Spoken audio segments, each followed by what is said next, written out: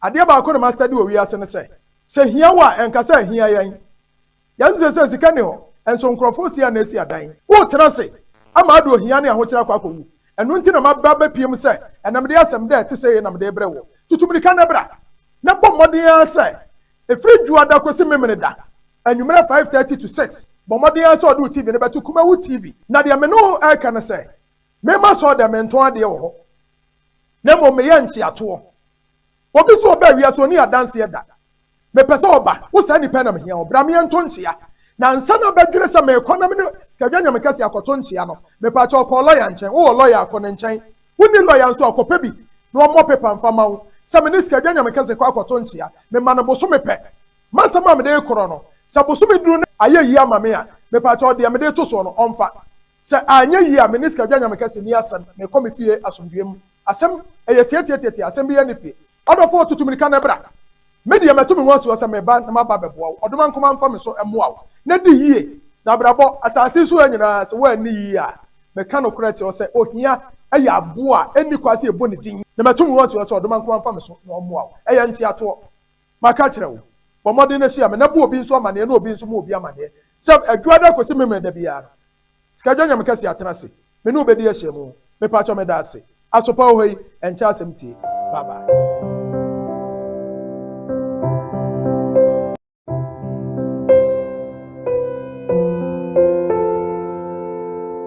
Abisi waje brana wo hweme media ne Sikadwa Nyamekese odoma nkoma bo so ne asase a ya fra no oba ade no ne de hye konkron eneme ana odoma nkoma soma me wo nchen same mfa asomdwensem emrew asomdwensem a me de nam ene sen odofo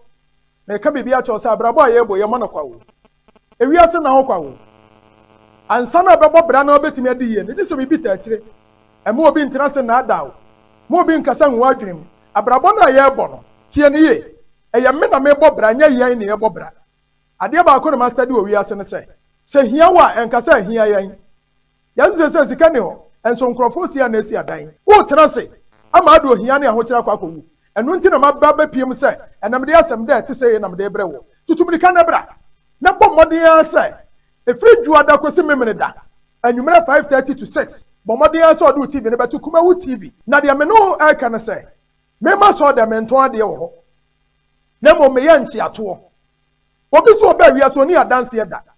me pese oba wo sa ni penam hia obra me nton nchia na nsa na badwere se me economy no Sikadwa Nyamekese akoto nchia no me pa cho ko lawyer nchen wo lawyer akọ nchen woni lawyer nso akopa bi no mo paper mfama wo se me Sikadwa Nyamekese kwa akoto nchia me ma no boso me pe masama me de koro no se boso me duru aye yi amame a me pa cho de me de to so no omfa se anya yi a me Sikadwa Nyamekese ni asem me komi fie asomdwem asem eye tie asem bi ya ne fie odofo tutumrika na bra media metumi wonso se me ba na maba beboa odoma nkoma mfa me so emoa na di yie na brabo asase so anyina se wa ni yie a me ka no korati o se ohia aya aboa eni kwase ebo ne din na metumi wonso se odoma nkoma mfa me so na emoa eya nti ato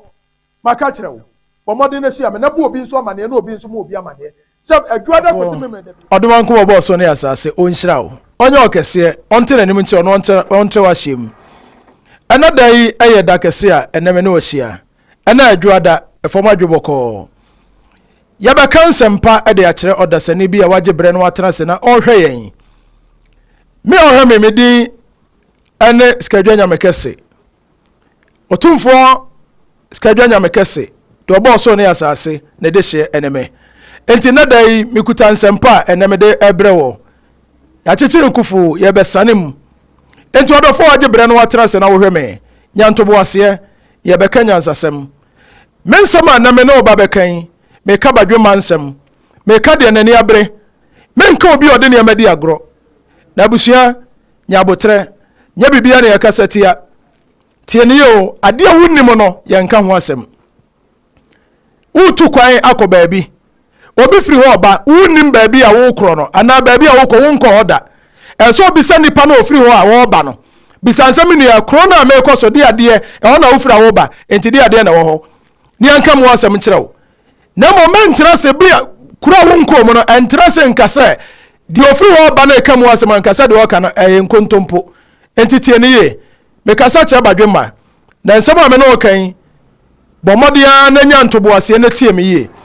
medical catch o say yefrɛ me Sikadwa Nyamekese ɛna meni me di fuba ɛna ɛbaaye na yɛbɛyi na kyerɛ yɛfrɛ na na maska ɔne me di fuba tie ne ye pa enti abusua ɛna yɛhyiam na nsɛm a me no ka na me rapo no kakra bi me no bɔ ne tofa mato ne din sɛ sika ɛyɛ ɔbɔ adeɛ abusua tie ne ye o sika ɔyɛ ɔbɔ adeɛ Minia so kokodu ba bia ya ka sika asem wanya ntobo ase ne tie entumrika na nko na sika wa bakosem empani bu bese sika e moja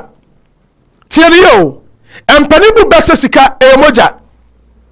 adenti na empani bu bese sika e moja empani nim sika bakosem enna mafo ente ne mase obi sori anadwe nyina ne se odadam na sika beto no ye nya ne saa ye sika kwan bebre ena America sa eche onipa na ni abro pese obobra and some America no enya religion asem na America kire wo I'm talking about spirituality tiani ye sika wo ye hohom enti mpani bu bese sika won taban so wo hwe sika ye na so otu a onsa ma ne tena bia bio enti sika ye bona tenase meka no kura che se wonni sika nyamesom nya ode wonni sika asase we se so asase so nya ode tiani ye enkoto obi a wanya sika nka nkyense wagimi obi wanya sika bia ye obadwemma nipa bia wanya sika bia ye nimdifo me dabia me kana sem say money is in the skies. It takes a wise person to convert the money from the skies into his pocket. Sika wo wiemu na hia obadwemma anu anitifo so betimi amesika na free wiemu aba be hye ne botom universe na hu nyina yesika mekano kura chewo wo universe na enkasa bibi kakawo universe na yakrata ya twe obi aba kosem go onipa bi oba wiase bi wo star ni wo wiem enu ntina wono ye o study astrology no uko mo nchen ado mo kan say wo date of birth saying adentire ye demand date of birth bibi ntira ento do fo hutie me enam no kanya nsasem tinya abotre na tie me na mensam ameka no anya nkora nsam wani nte no adwum no a untime ntemase entinya ntobo ase na tie me ye me bono tofa enche na so ma asem no so na obadwum ntie me ye hwa busia ankane na nkaska ho hia ankane na ska ho hia abenti na meka sa na ska ho hia bebre na ska wo tumi na ska wo power na nkaska ho hia na so na hia ya nananu bebre adentira ankane na ye afomdwuma o ma me ko afomu a wadu abanche wotwa bode wotuma nkane watitintos wanya meko enya ado ni bibia nkuruma nyina ofa ne kwa tieniye wode atosode nyina firi huram eba fie enti so onya bedu fie a ade aketo bi no ohia nam keke obi mpotimi ya lucky otimi nya kusia bi de ba fie otimi nya huram nam no ode aba fie sabra na sika wa value bedna ensada hia pi na menua me kono ntantem kakra ene ade bia wo wiase bia yeto especially yene etiti krokase mu no ubeto bibia tienie first sanka sabio obabu nsa wo won ntomago yi ne afra na de an omomotam ntomago yi sabio ne ho se agumu a no wasi no ode hata enne ye fra bibi de pad me pacho pad ye de cha na yeto eno wu akoda first ni on night pen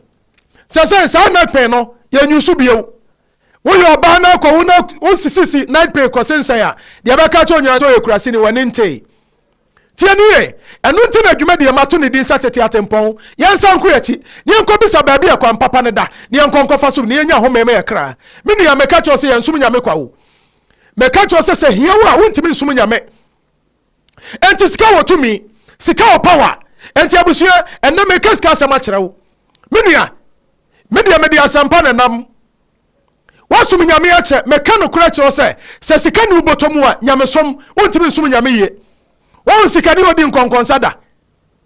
sika ni bi any time yo ko trase se won sam na akodi obi nkonkonsa oni bre ahia fo na di nkonkonsa hia ni bia so ni brade meka no kura kire wo obi ahia ni bia na ni brade atare ahami wonu obi na nam oni bi wonya shado obeka nsa atare kura mfatao we kura nya papa wodi ye bomode na atare sani penu wonhye wonya sha atare ni wi a enibro nya atare beta sha no wo se entomago ento hie ni bia ni brade menua meka no kura che say ene dai bomode na hwe sika kira kwan me pa cho me o rituals am ye manipa me ya rituals am ye dai me ye nipa menua wo adwuma adwuma na nkoso ade nti na adwuma na nkoso obisa adwuma na nkosem wo obisa ti abiase wo incarnate so wo bawiase ko ana wo bota ade ba na sai enkramofo akristofo kramofo nim ansama amekan sakramawon kramani won ya wo akran bato fam wa ya yi ni free hospital ba fi ya ni ya yi ni tirinwi ya yi akran tinwi anya akran ya ha no ya de tirinwi na ko malam ho ya ko bisa akran ne shebre sa akran oba wiase e de adwuma na ode baaye ade enti na oba wiase oba tena se ache ana se nti obewu ya hwidi akran ne star me pacho e tirinwi tie ni ye ya hwidi akran ne star ni akati awofo ne se akran we ni buta ode ba wiase ni ye enti na go to railways obekona nkramofo no te ho obi to kotra wawuo kotra ya hunu awiam no asene obi to carries ayi sedie obi to nkawa wo hia ne mo motonton a enye ne ma bia o ba ya tia japade a wa ya o yam behyew go to central market obi atentuma store no air condition bom ene wote ho air condition ni mu nyina fifire sa ate no mini ya meka no kura kire wo wonim nyame dodo sister wonim nyame dodo we are too anxious and na sada na samo mu nyina sakra dia ene ya wo so hwewi ase akira akwa wate we are Christian need too much na TV amaba so meka nsem pa dia kire wo ena meka ska ba kosem mini ya onia bia wo tie me bia me pa cho bia na wo pentamako me pa cho me de me number mawo media ni Sikadwa Nyamekese sikawura menye sikadro namom so utie me na ba menche ade amayama no eche sikadro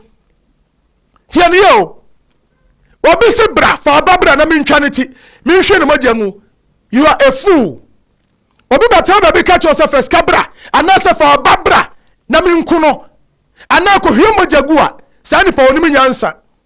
odoma nkuma bo so ni asase wabo ne ma nyina de amaw ma menka no kranche se sika ye pani cheo sika we pani cheo oduma nkuma nyam odasane no na obo sika dada ubetu sika wo fom ha o ena hunu se fom obetu obi nso ha enti sabe da bia ya ka asem se obi safo bi on to kwai mo am bible no ya twa asem bi sem quotation ya pani cheo obi ya Matthew 7:7 was say wase bisa na hwehwe ne bom na obi obisa no ya da ya kire no so bom wa ye hiniu so hwe nso ya dai wuhunu enti abusia enna me pese me kan sam kire wo me nua ye mfa hia nsum nyame on so tie so dem adwaman on so wonye sound mind wadwumu na ho adwaman ana wo bo so on to ho ma ba ma wonidi menu ya meka no correct ojime number wate bra me do ade ya pa ne so akọware na oni sika wo yere kora mpom mu bra ne enye sika dwuma mawo me pa cho me number ni 0453 011 926 me sisu bia mawo 0453 011 926 menu ya tutumrika na bra wate me so koto ba bia ya kaska ba kosemu a empre ho ntumi kan ko sika wa bakosem sika yo wura enti dadulumba the prophet o ka asem bi wose sika yo hene o tie wose sika yo hene ti so ko du ba bia ya ka sika asem ana ko to se sika da ball aso aminu ya emontra bomode na peke feska no efi se sika yo hene sika ya somo no meka no kura kire wo obi bewiase ba benya sika se tam enne sika no wai wunya sika wi awunwie o sika ya bona tenase efi se sika ya honhom wanye nimdi a wontimi ni sika ntena wobetimi anya sika wutira anya sika besa kun. I'm telling you ani yakwa sorry anu asi ati aso dem sa ya nkyere hwe dia sofu ni ma ne se tua kofini ama bra betu ya tight enne dia so won tua tight awuwu a ese sofu nsiew ti asam ye o wuwu asofu nsiew adenti won tua tight mini ya mepasa meka no kora kire wo what so adam ache wo na anu ya na bra kwasi baaye ya na elder adi entira eni sika entira obi nyaska ya somo no meka no kora kire wo oni a wutie me entira se emfa nsansham odamiri fam susubo ma me baye na ma me nya hwe da bia meka asem wo se wo beto ahia fofi a enya mistake wo ma me no wapa wo no so mo ya ahia fo a enya mistake se wo beto ahia fofi na mo so tena se na do ahia wu a wajimi cha wo ma me no wapa meka no kura kire wo meni watam wo tena se na do ahia wu a meka cho se wajimi cha wo ma me ene wo papa wo no cross no ka cho no de ntia meka sa ne se wo ma me oba wiase no ana papa oba wiase no ebia se de obeto ne ma me nom no sa no so fa no ento no de o se obeto ne papa anya yie da ento no so eni kwa so yie meka no kura kire wo kenka Ezekiel chapter 18 wo de kenka Ezekiel chapter 18 verse 2 ekro wo do 2022 no a wo se ena oba ansua naja emumuyo na janso nsua ne ba emumuyo okra ye bone no ono obedai obewuo meka no kra chewo minua anka ne nanka ebu babi e Lamentation chapter 5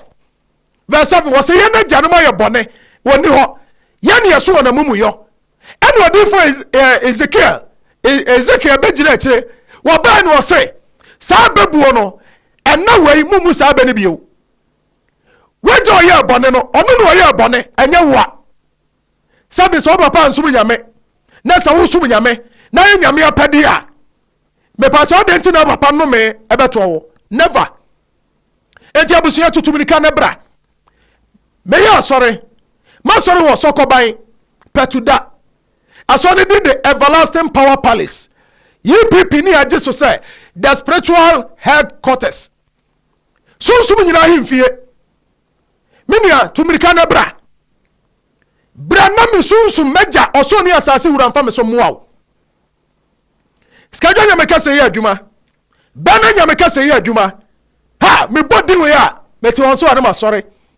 minia tutumirika na bra beju hiedie bra ne nti okwan no minia mesre menim sika kwan meti sunsum so and to make us say menya raw person, me a spiritual person, me a mystic person. Abusia mentu akwa me de da bia meka wana abama so me se menya kotopeche. Mentu akwa me de niam na ye adwuma. Me de sunsum ye adwuma. Oduma ko bo so ni asase na afra me.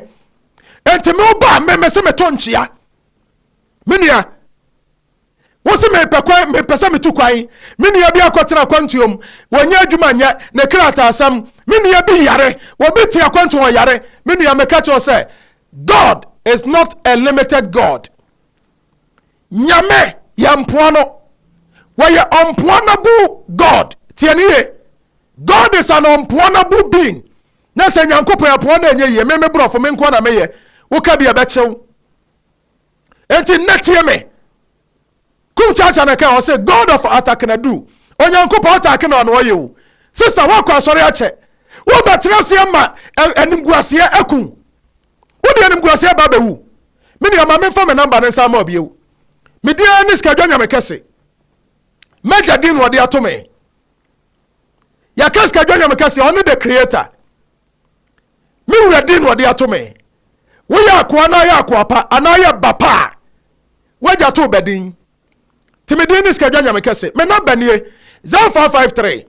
011 926 0453 011 926 abusua frɛ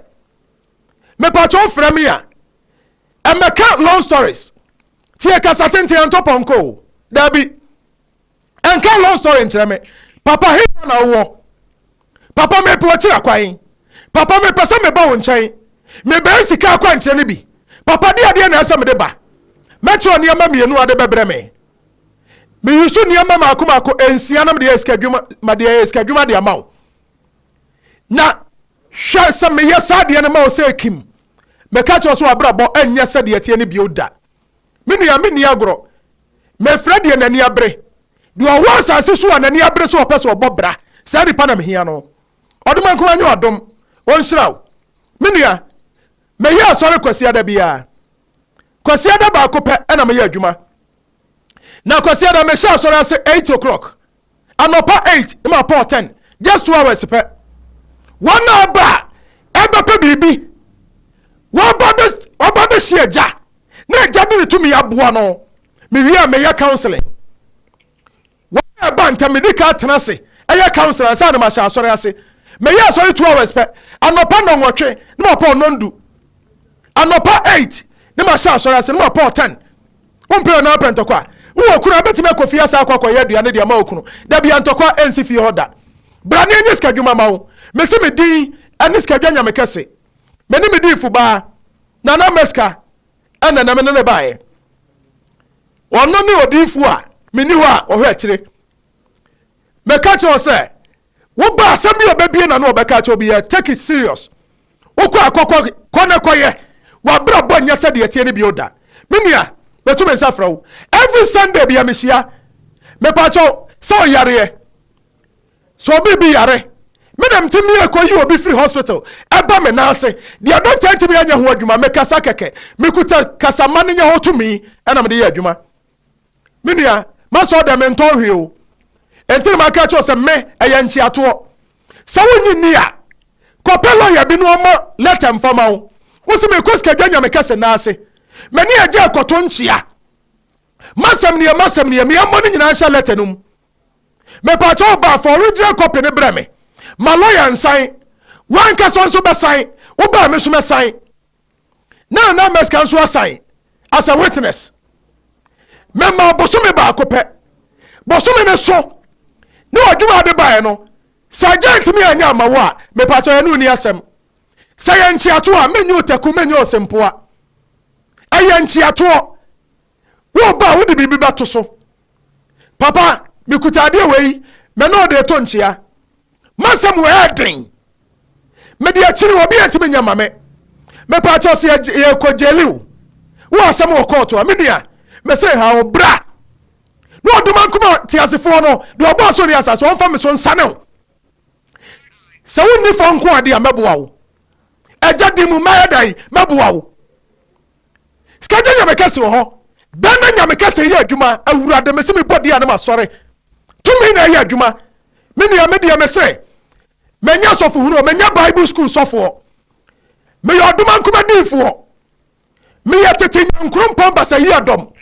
de obo ni asase ne ba ne me enti tumrika ne bra na oduma nkoma fa me so muawo me nua me de masem ne besi wa ha me se me ne badwuma na akasa me de number na ma obiew bo mo de frɛ me 0453 011 926 0453 011 926 me ya soro kuma se sokoban petuda ahojo da ban sokoban kwasi ada bia na mehia wo asem bia frɛ me na ne me ni nkomo wo frɛ me a papa me pa to hefa na wo me person be ska kwa nche ne bi me ba de ade na me famra ya ba kyerɛ wo wani bra me pa to ne mre ya me ni agro ho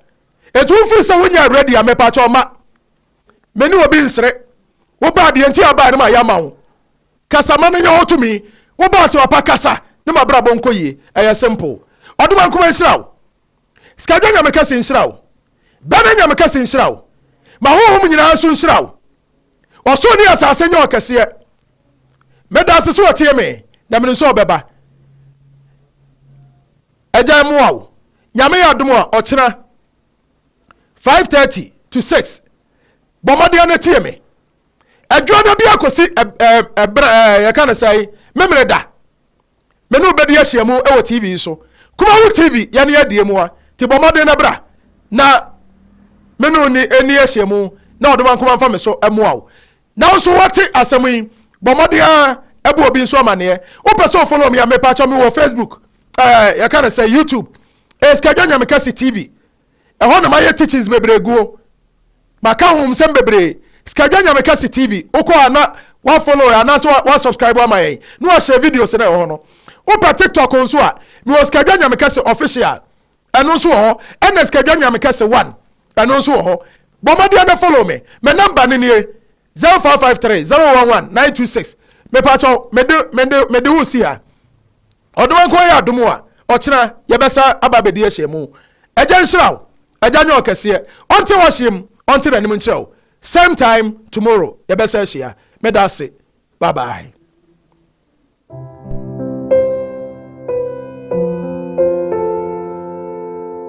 Abisi waje brana wo hweme me dia ne Sikadwa Nyamekese